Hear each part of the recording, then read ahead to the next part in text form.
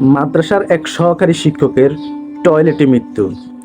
এই মৃত্যু পুরা এলাকা চাঞ্চল্যকর সৃষ্টি করেছে।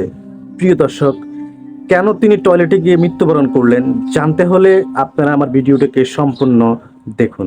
ভিউয়ার্স, আব্দুর রাজ্জাক দাখিল মাদ্রাসার একজন সহকারী শিক্ষক মঞ্জুরুল হক, তো তিনি বহুদিন থেকে জ্বরে ভুগছিলেন। অত্র মাদ্রাসার সুপারের কাছে তিনি অনেকবার ছুটি চেয়েও ছুটি পাননি। তো গত বুধবার তিনি মাদ্রাসা চলাকালীন তিনি যখন শিক্ষকতা করছেন, শিক্ষকতা চলাকালীন তিনি গত বুধবার তিনি মাদ্রাসায় শিক্ষকতা করা অবস্থায় শারীরিকভাবে তিনি আবার অসুস্থতা বোধ করার কারণে তিনি টয়লেটে গিয়েছেন। তো টয়লেটে যাওয়ার পরে তিনি সেখানে অচেতন অবস্থায় পড়ে গিয়েছেন। পরবর্তীতে ওনার ছেলে ওনাকে মাদ্রাসায় খুঁজতে আসার পরে ওনাকে মাদ্রাসায় না পাওয়ার কারণে ওনার ছেলে মাদ্রাসার শিক্ষকের কাছে বলে যে আমার বাবা কোথায়, আমার বাবাকে কেন খুঁজে পাওয়া যাচ্ছে না।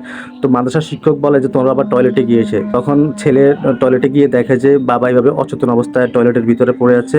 ছেলে অনেক চিৎকার করলো এবং মাদ্রাসার যারা ওনার সাথে যারা শিক্ষকতা করতো ওনারা দৌড়ে এসে দেখেন যে উনি অচেতন অবস্থায় টয়লেটে পড়ে আছেন। পরে ওখান থেকে ওনাকে বের করে মাদ্রাসার কক্ষে রাখলেন।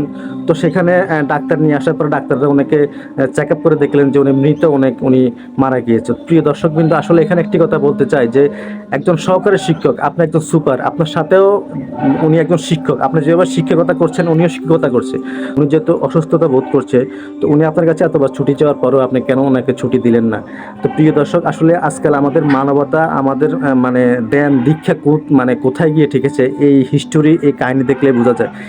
তো প্রিয় ভিউয়ার্স, আমরা ওনার জন্য মনজুরুল হক সাহেবের জন্য দোয়া করি। আল্লাহ সুবহানাহু ওয়া তাআলা ওনার এই মাদ্রাসার এই খেদমতকে কবুল করুক এবং আল্লাহ তাআলা ওনাকে ক্ষমা করুক।